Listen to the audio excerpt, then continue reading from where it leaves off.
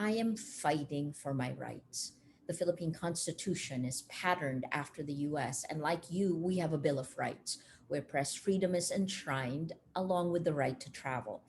I had hoped to be here in person with you tonight, but if you're seeing this, it means Bill McCarran, my lawyers, and I have failed. On June 15th, in the middle of a pandemic lockdown, I was convicted for cyber libel in a decrepit, rundown courtroom in the Philippines for a story published 8 years ago that I didn't write, edit, or supervise at a time when the law I supposedly violated wasn't even in force. Now I could go to jail for up to 6 years. All told, the charges I face can bring a maximum penalty of nearly 100 years in prison. I'm a journalist, not a criminal. But it seems like this is what the time is takes. I've done nothing wrong. All I've done is to try to do my job, to hold power to account. I've been sounding the alarm since 2016 when Rappler, the digital news group I helped create, exposed the Duterte online propaganda networks insidiously attacking critics of a brutal drug war, the journalists, human rights activists, opposition politicians, ordinary citizens. Our journalism challenged the impunity of two men, Rodrigo Duterte and Mark Zuckerberg. That was when I was deluged with an average of 90 hate messages per hour. While meant to pound me to silence, this astroturfing, this fake bandwagon effect coming bottom up influences others. Combined with micro targeting, the disinformation networks create and seed false narratives that, like termites, slowly erode trust in institutions and the rule of law. You just have to look up my last 4 years. In 2016, pro Duterte accounts on Facebook began to create and share narratives attacking me and Rappler. Journalist equals criminal.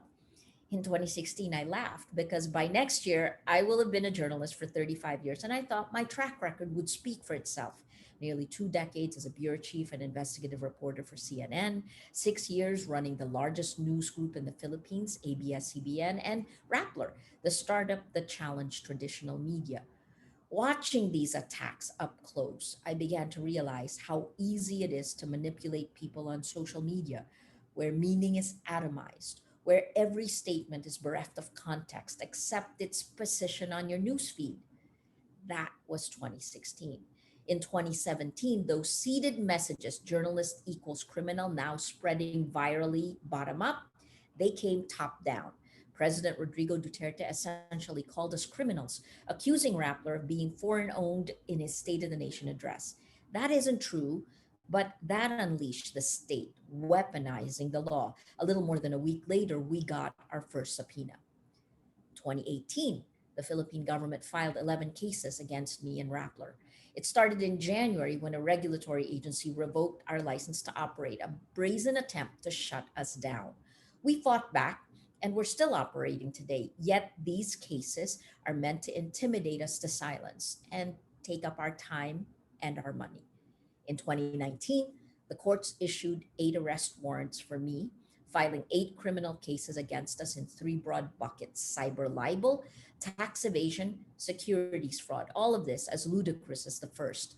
In order to bring us to court for tax evasion, the government reclassified Rappler as, and this is a direct quote, a dealer in securities, like a stock brokerage.